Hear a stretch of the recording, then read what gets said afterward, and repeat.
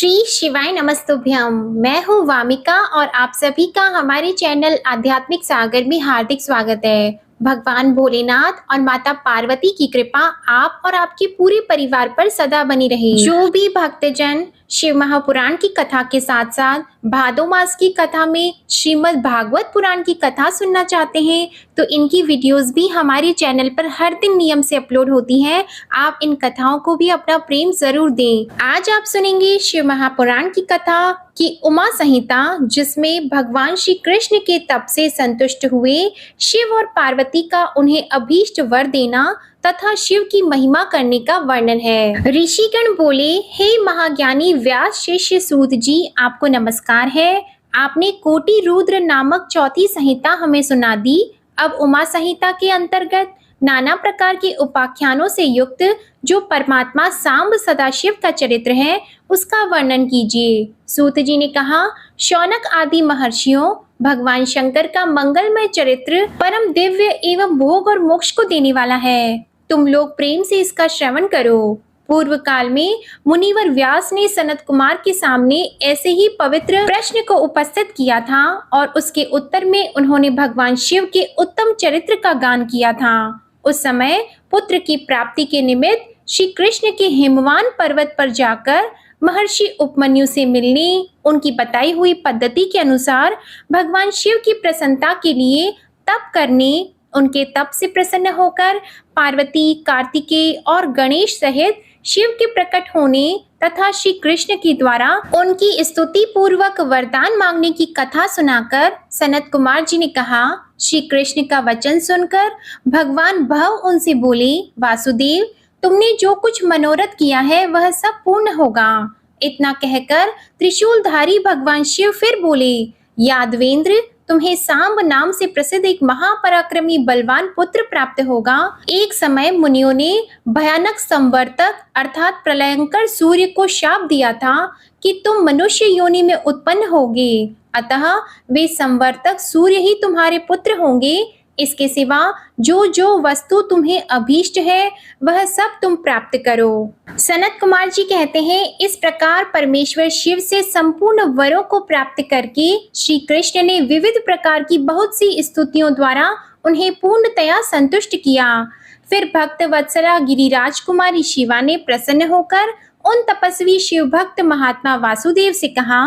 पार्वती जी बोली, परम बुद्धिमान वसुदेव नंदन श्री कृष्ण, मैं तुमसे बहुत संतुष्ट हूँ। अनग, तुम मुझसे भी उन मनोवांछित वरों को ग्रहण करो जो भूतल पर दुर्लभ है। श्री कृष्ण ने कहा, देवी, यदि आप मेरे इस सत्य तप से संतुष्ट हैं और मुझे वर दे रही हैं तो मैं यह चाहता हूँ कि ब्राह्मणों के प्रति कभी मेरे मन में द्वेष न हो। मैं सदा द्विजों का पूजन करता रहूं। मेरे माता पिता सदा मुझसे संतुष्ट रहे। मैं जहाँ कहीं भी जाऊं समस्त प्राणियों के प्रति मेरे हृदय में अनुकूल भाव रहे। आपके दर्शन के प्रभाव से मेरी संतति उत्तम हो। मैं सैकड़ों यज्ञ करके इंद्र आदि देवताओं को तृप्त करूं। सहस्त्रों साधु सन्यासियों और अतिथियों को सदा अपने घर पर श्रद्धा से पवित्र अन्न का भोजन कराऊं। भाई बंधुओं के साथ नित्य मेरा प्रेम बना रहे तथा मैं सदा संतुष्ट रहूं। सनत कुमार जी कहते हैं, श्री कृष्ण का वह वचन सुनकर संपूर्ण अभीष्टों को देने वाली सनातनी देवी पार्वती विस्मित होकर उनसे बोली, वासुदेव, ऐसा ही होगा, तुम्हारा कल्याण हो। इस प्रकार श्री कृष्ण पर उत्तम कृपा करके उन्हें उन वरों को देकर पार्वती देवी तथा परमेश्वर शिव दोनों वहीं अंतर्ध्यान हो गए। फिर केशी हंता श्री कृष्ण ने मुनिवर उपमन्यु को प्रणाम करके उनसे वर प्राप्ति का सारा समाचार बताया। तब उन मुनि ने कहा, जनार्दन, संसार में भगवान शिव के सिवा दूसरा कौन महादानी ईश्वर है तथा क्रोध के समय दूसरा कौन अत्यंत दुस्सह हो उठता है। महायशस्वी गोविंद, दान, तप, शौर्य तथा स्थिरता में शिव से बढ़कर कौन है। अतः तुम शंभु के दिव्य ऐश्वर्य का सदा श्रवण करते रहो।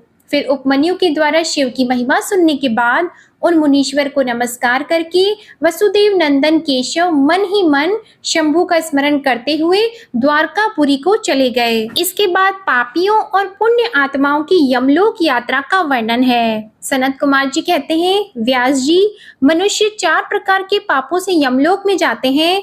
यमलोक अत्यंत भयदायक और भयंकर है। वहां समस्त देहधारियों को विवश होकर जाना पड़ता है।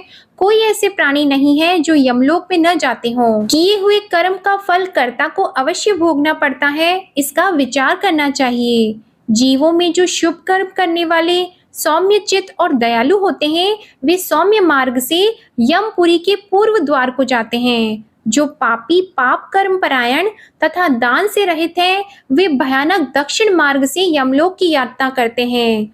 मृत्यु लोक से 86,000 योजन की दूरी लांघकर नाना रूप वाले यमलोक की स्थिति है, यह जानना चाहिए। पुण्य कर्म करने वाले लोगों को तो वह नगर निकटवर्ती सा जान पड़ता है, परंतु भयानक मार्ग से यात्रा करने वाले पापियों को वह बहुत दूर स्थित दिखाई देता है। वहां का मार्ग कहीं तो तीखे कांटों से युक्त है, कहीं कंकड़ों से व्याप्त है, कहीं छुरे की धार के समान तीखे पत्थर उस मार्ग पर जड़े गए हैं, कहीं बड़ी भारी कीचड़ फैली हुई है। बड़े छोटे पातकों के अनुसार वहां की कठिनाइयों में भी भारीपन और हल्कापन है। कहीं कहीं यमपुरी के मार्ग पर लोहे की सुइयों के समान तीखे डाब फैले हुए हैं।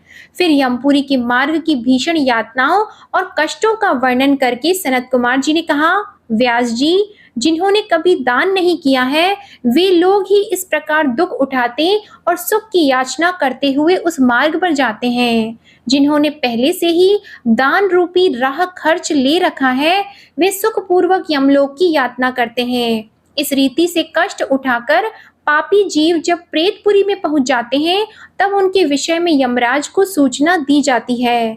उनकी आज्ञा पाकर दूत उन पापियों को यमराज के आगे ले जाकर खड़े करते हैं। वहां जो शुभ कर्म करने वाले लोग होते हैं, उनको यमराज स्वागत पूर्वक आसन देकर पाद्य और अर्घ निवेदन करके प्रिय बर्ताव के द्वारा सम्मानित करते हैं और कहते हैं, वेदोक्त कर्म करने वाले महात्माओं, आप लोग धन्य हैं जिन्होंने दिव्य सुख की प्राप्ति के लिए पुण्य कर्म किया है। अतः आप लोग दिव्यांगनाओं के भोग से भूषित तथा संपूर्ण मनोवांछित पदार्थों से संपन्न निर्मल स्वर्ग लोक में जाइए। वहां महान भोगों का उपभोग करके अंत में पुण्य के क्षीण हो जाने पर जो कुछ थोड़ा सा अशुभ शेष रह जाए, उसे फिर यहाँ आकर भोगिएगा। जो धर्मात्मा मनुष्य होते हैं, वे मानो यमराज के लिए मित्र के समान हैं। वे यमराज को सुखपूर्वक सौम्य धर्मराज के रूप में देखते हैं, किंतु जो क्रूर कर्म करने वाले हैं, वे यमराज को भयानक रूप में देखते हैं। उनकी दृष्टि में यमराज का मुख दाढ़ों के कारण विकराल जान पड़ता है। नेत्र टेढ़ी भौहों से युक्त प्रतीत होते हैं। उनके केश ऊपर को उठे होते हैं। दाढ़ी मूछ बड़ी बड़ी होती है। होठ ऊपर की ओर फड़कते रहते हैं। उनकी 18 भुजाएं होती हैं। वे कुपित तथा काले कोयलों के ढेर से दिखाई देते हैं। उनके हाथों में सब प्रकार के अस्त्र शस्त्र उठे होते हैं।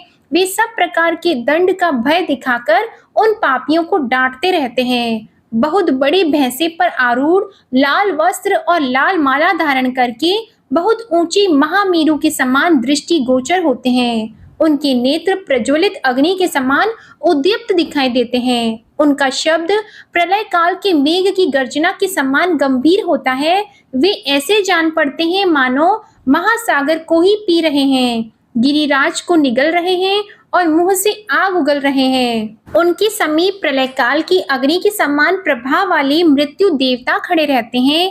काजल के समान काले काल देवता और भयानक कृतांत देवता भी रहते हैं। इनके सिवा मारी, उग्र महामारी, भयंकर कालरात्रि, अनेक प्रकार के रोग तथा भांति भांति के भयावह कुष्ठ मूर्तिमान होकर हाथों में शक्ति, शूल, अंकुश, पाश, चक्र और खड़ग लिए रहते हैं। वज्र तुल्य मुख धारण करने वाले रुद्रगण क्षुर, तरकश और धनुष धारण किए वहां उपस्थित होते हैं। सभी नाना प्रकार के आयुध धारण करने वाले महान वीर एवं भयंकर हैं। इनके अतिरिक्त असंख्य महावीर यमदूत जिनकी अंग कांति काले कोयले के समान काली होती है, संपूर्ण अस्त्र शस्त्र लिए बड़े बड़े भयंकर जान पड़ते हैं। ऐसे परिवार से घिरे हुए घोर यमराज तथा भीषण चित्रगुप्त को पापिष्ठ प्राणी देखते हैं। यमराज उन पाप कर्मियों को बहुत डांटते हैं और भगवान चित्रगुप्त धर्मयुक्त वचनों द्वारा उन्हें समझाते हैं। अब सनत कुमार जी कहते हैं, व्यास जी, फिर यमदूत पापियों को अत्यंत तपे हुए पत्थर पर बड़े वेग से दे मारते हैं, मानो वज्र से बड़े बड़े वृक्षों को धराशायी कर दिया गया हो। उस समय शरीर से जर्जर हुआ देहधारी जीव कान से खून बहने लगता है और सुध बुध खोकर निश्चेष्ट हो जाता है। तब वायु का स्पर्श कराकर वे यमदूत फिर से उसे जीवित कर देते हैं और उसके पापों की शुद्धि के लिए उसे नरक समुद्र में डाल देते हैं। पृथ्वी के नीचे नरक की 7 कोटियां हैं, जो 7वें तल के अंत में घोर अंधकार के भीतर स्थित हैं। उन सब की 28 कोटियां हैं। पहली कोटि घोरा कही गई है, दूसरी सुघोरा है जो उसके नीचे स्थित है, तीसरी अति घोरा, चौथी महाघोरा, 5वीं घोर रूपा, 6ठी तलातला, 7वीं भयानका, 8वीं काल रात्रि और 9वीं भयोत्कटा। उसके नीचे 10वीं चंडा, उसके भी नीचे महाचंडा, फिर चंड कोलाहला तथा उससे भिन्न प्रचंडा है, जो चंडों की नायिका कही गई है। उसके बाद पद्मा, पद्मावती, भीता और भीमा है, जो भीषण नरकों की नायिका मानी गई हैं। 18वीं कराला, 19वीं विकराला और 20वीं नरक कोटि वज्रा कही गई है। फिर त्रिकोणा, पंचकोणा, सुदीर्घा, अखिल तिरदा, समा, भीमबला, भीमा तथा 28वीं दीप्त प्राया है। इस प्रकार मैंने तुमसे भयानक नरक कोटियों के नाम बताए हैं। इनकी संख्या 28 है। ये पापियों को यातना देने वाली है और इस प्रकार ये 28 नरक और क्रमशः उनके 5-5 नायक कहे गए हैं। 28 कोटियों के क्रमशः रौरव आदि 5-5 ही नायक बताए जाते हैं। उपयुक्त 28 कोटियों को छोड़कर लगभग 100 नरक माने जाते हैं और महानरक मंडल 140 नरकों का बताया गया है। सनत कुमार जी कहते हैं, व्यास जी, इन सब भयानक पीड़ादायक नरकों में पापी जीवों को अत्यंत भीषण नरक यातना भोगनी पड़ती है।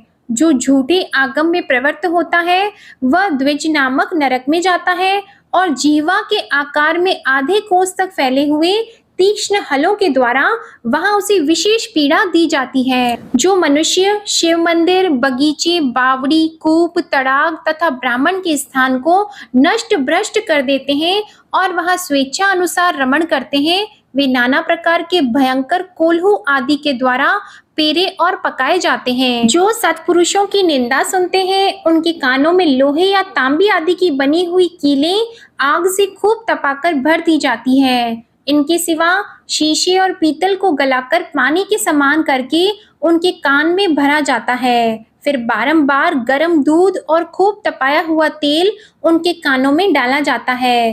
फिर उन कानों पर वज्र का सा लेप कर दिया जाता है।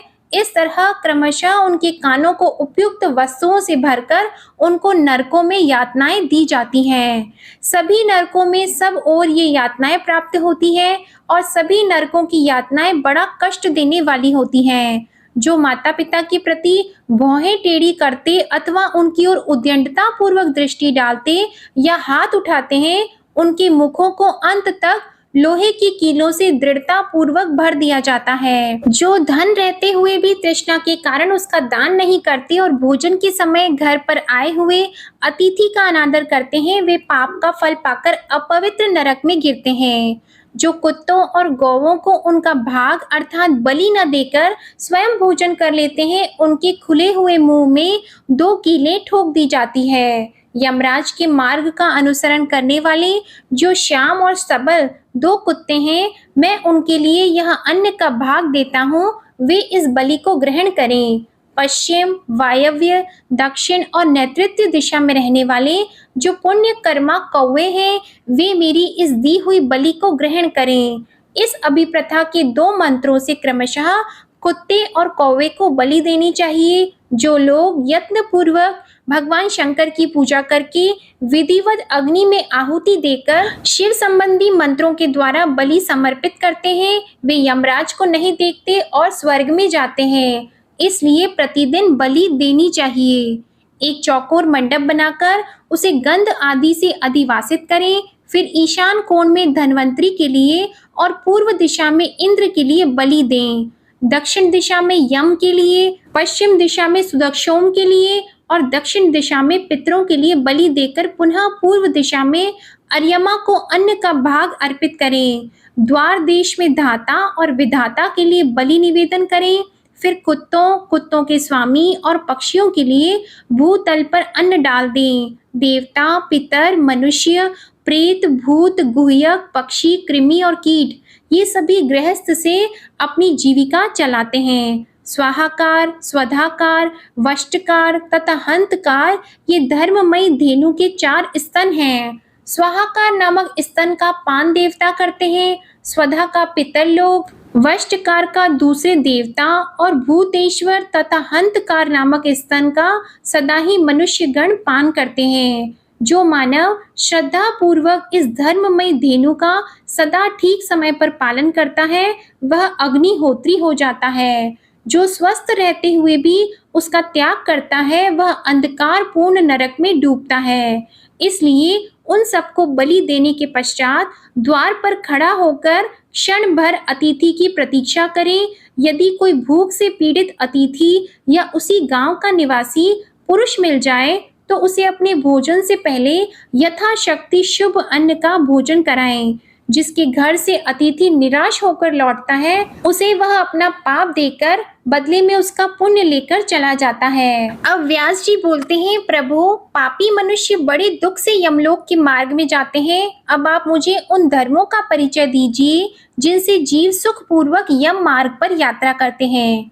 सनत कुमार जी ने कहा, मुनि अपना किया हुआ शुभ अशुभ कर्म बिना विचारे विवश होकर भोगना पड़ता है। अब मैं उन धर्मों का वर्णन करता हूँ जो सुख देने वाले हैं। इस लोक में जो श्रेष्ठ कर्म करने वाले कोमल चित्त और दयालु पुरुष हैं वे भयंकर यम मार्ग पर सुख से यात्रा करते हैं। जो श्रेष्ठ ब्राह्मणों को जूता और खड़ाऊ दान करता है वह मनुष्य विशाल घोड़े पर सवार होकर बड़े सुख से यमलोक को जाता है। छत्र दान करने से मनुष्य उस मार्ग पर उसी तरह छाता लगाकर चलते हैं जैसे यहाँ छाते वाले लोग चलते हैं। शिविका का दान करने से मनुष्य रथ के द्वारा सुख से यात्रा करते हैं। शैया और आसन का दान करने से दाता यमलोक के मार्ग में विश्राम करते हुए सुख पूर्वक जाता है। जो बगीचे लगाते और छायादार वृक्ष का आरोपण करते हैं अथवा सड़क के किनारे वृक्षारोपण करते हैं वे धूप में भी बिना कष्ट उठाए यमलोक को जाते हैं। जो मनुष्य फुलवाड़ी लगाते हैं वे पुष्पक विमान से यात्रा करते हैं। देव मंदिर बनाने वाले उस मार्ग पर घर के भीतर क्रीड़ा करते हैं। जो यतियों के आश्रम का निर्माण कराते हैं और अनाथों के लिए घर बनवाते हैं वे भी घर के भीतर क्रीड़ा करते हैं। जो देवता, अग्नि, गुरु, ब्राह्मण, माता और पिता की पूजा करते हैं वे मनुष्य स्वयं ही पूजित होकर अपनी इच्छा के अनुकूल मार्ग के द्वारा सुख से यात्रा करते हैं। दीप दान करने वाले मनुष्य संपूर्ण दिशाओं को प्रकाशित करते हुए जाते हैं। ग्रह दान करने से दाता रोग और शोक से रहित होकर सुख पूर्वक यात्रा करते हैं। गुरुजनों की सेवा करने वाले मानव विश्राम करते हुए जाते हैं। बाजा देने वाले उसी तरह सुख से यात्रा करते हैं मानो अपने घर जा रहे हों। गौदान करने वाले लोग संपूर्ण मनोवांछित वस्तुओं से भरे पूरे मार्ग के द्वारा जाते हैं। मनुष्य उस मार्ग पर इस लोक में दिए हुए अन्न पान को ही पाता है। जो किसी को पैर धोने के लिए जल देता है वह ऐसे मार्ग से जाता है जहाँ जल की सुविधा हो। जो आदरणीय पुरुषों के पैरों में उबटन लगाता है वह घोड़े की पीठ पर बैठकर यात्रा करता है। मुनि श्रेष्ठ, अन्न दान के समान दूसरा कोई दान नहीं है, क्योंकि अन्न से ही प्राणी उत्पन्न होते हैं और अन्न के अभाव में मर जाते हैं। अतएव अन्न दान से महान पुण्य बताया गया है, क्योंकि अन्न के बिना भूख की आग से तप्त हुए समस्त प्राणी मर जाते हैं। अतः अन्न की ही सब लोग प्रशंसा करते हैं। ये संपूर्ण जगत अन्न से ही धारण किया जाता है। लोक में अन्न को बल कारक बताया गया है, क्योंकि अन्न में ही प्राण प्रतिष्ठित हैं। अन्न साक्षात ब्रह्मा है, अन्न साक्षात विष्णु और शिव है। इसलिए अन्न के समान दान न हुआ है और न होगा। जो पहले बड़ा भारी पाप करके भी पीछे अन्न का दान करने वाला हो जाता है, वह सब पापों से मुक्त होकर स्वर्ग लोक में जाता है। अन्न, जल, घोड़ा, गौ, वस्त्र, शैया, छत्र और आसन, इन 8 वस्तुओं के दान यमलोक के लिए उत्तम माने गए हैं। इस प्रकार दान विशेष से मनुष्य विमान पर बैठकर धर्मराज के नगर में जाता है। इसलिए सबको दान करना चाहिए। हे महामुने, जो इस प्रसंग को सुनता है अथवा श्राद्ध में ब्राह्मणों को सुनाता है, उसके पितरों को अक्षय अन्न दान प्राप्त होता है। ओम नमः शिवाय। आज की कथा समाप्त होती है। आशा करती हूँ आपको आज की कथा पसंद आई होगी। अगर पसंद आए तो वीडियो को लाइक करें, शेयर करें और कमेंट में भगवान भोलेनाथ की जय जरूर लिखिएगा।